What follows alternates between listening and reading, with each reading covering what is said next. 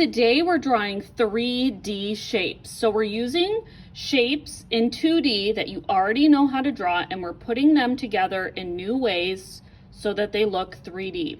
And we're talking about some shading today. So I'm going to be using a pencil, but make sure you also have on standby a Kleenex or a paper towel because your fingers are going to get really messy during this art activity. Okay, let's get started. Okay, the first 3D shape I'm going to draw is a cube. So you're going to start off with a square.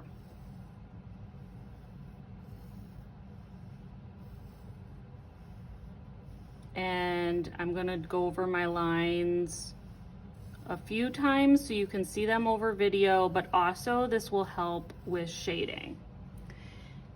And then I'm going to be drawing another square, the same exact size or as close as I can get it, and they need to be overlapping over here in the corner in the middle.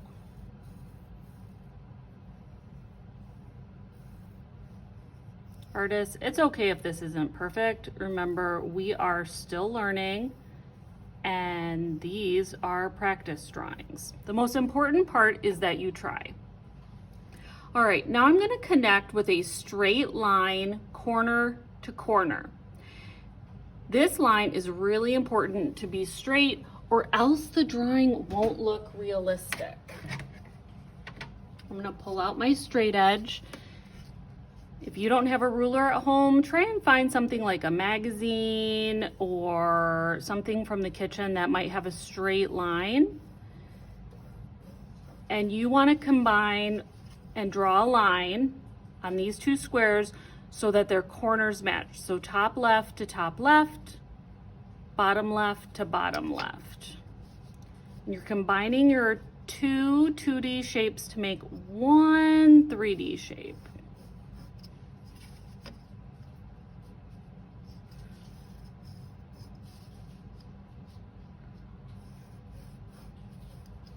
And there you have a 3D cube. Okay, I'm going to be doing the same exact technique to draw 2D triangles and 2D rectangles. We're going to combine the two together using the same exact technique, and I'll be right back to talk about shading.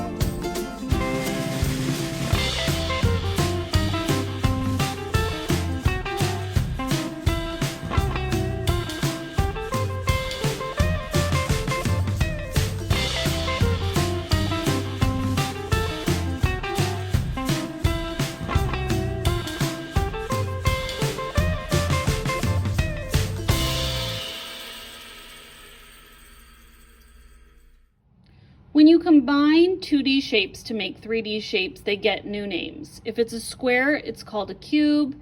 If it's a triangle, it's sometimes called a square-based pyramid or a prism. The circle is going to be a sphere, and the rectangle is going to be a rectangular prism. Right now we're going to work on shading, and we're going to be using 3 different shades: light, medium, and dark. You really want to only focus on those 3 shades to make this work. So one side of your prism should be light and one should be dark. Here you can see 3 different sides. So one will be light, one will be medium, one will be dark. This sphere is a little bit different. You're going to be working from dark, medium to light with a shadow. I'm going to be doing some shading, and then I'll come back to explain what I did.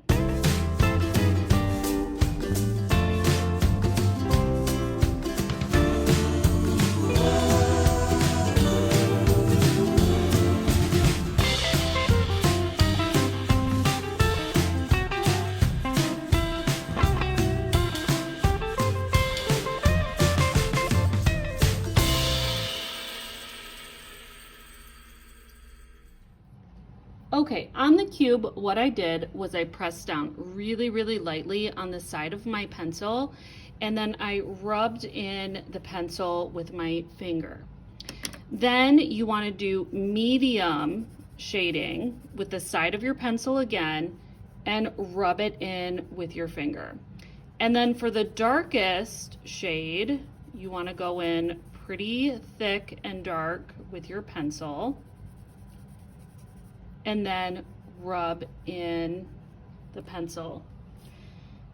Because we're working in pencil today, if you make mistakes or it goes over the edge, you can just erase and clean up your edges. This will make your fingers pretty dirty, so make sure you have a paper towel or Kleenex nearby and just rub it off. Or you can actually erase it from your finger. I'm going to use this same technique, and I'm going to complete my other 2 shapes, and I'll be back to talk about our sphere.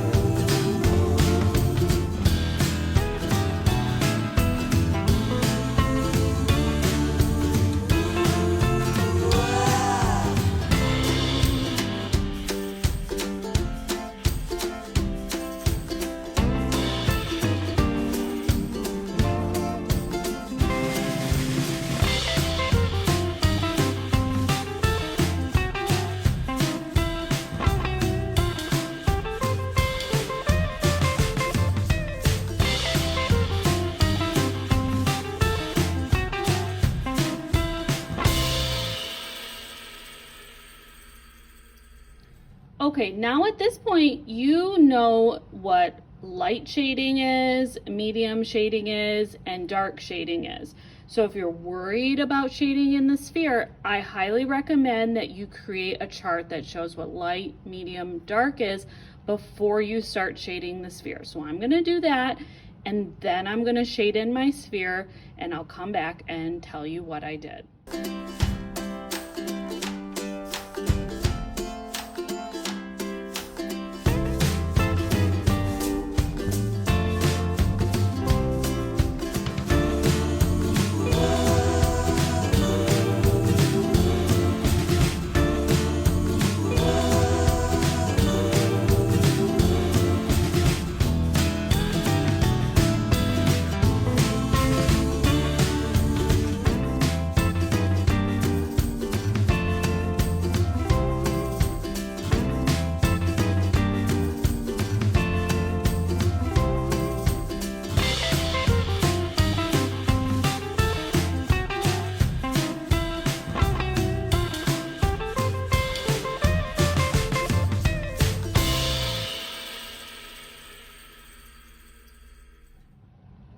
So I've created a ledger right here to tell me what the shades look like and how I created them, light, medium, and dark. And then I came over here, and so far I've only shaded in my sphere. I haven't blended it in yet. So what I'm gonna do is I'm gonna take my finger and I'm gonna start blending in my shades for the sphere. And you really want, for a good 3D technique, that one shade blends into the other one really well, and you almost don't see the transition. To make this look really realistic, you can erase part of the light for a highlight, and you can also add an oval shaped shadow